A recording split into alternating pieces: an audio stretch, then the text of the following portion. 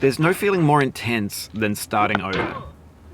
If you deleted your homework the day before it was due, as I have, or if you left your wallet at home and you have to go back after spending an hour in the commute.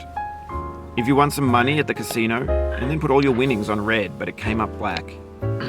If you got your best shirt dry cleaned before a wedding and then immediately dropped food on it. If you won an argument with a friend and then later discovered that they just returned to their original view.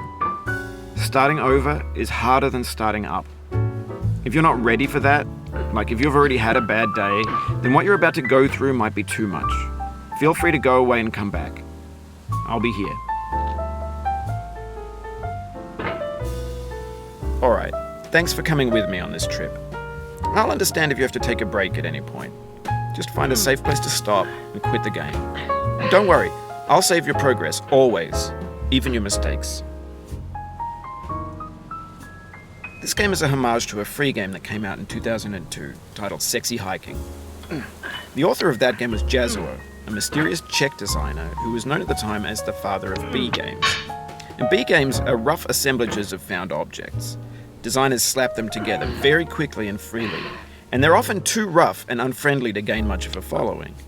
They're built more for the joy of building them than as polished products. In a certain way, Sexy Hiking is the perfect embodiment of a B game.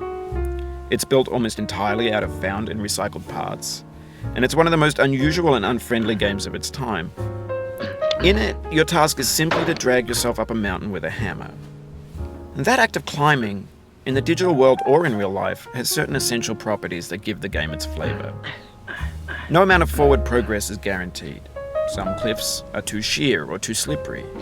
And the player is constantly, unremittingly in danger of falling and losing everything. Anyway, when you start Sexy Hiking, you're standing next to this dead tree that blocks the way to the entire rest of the game.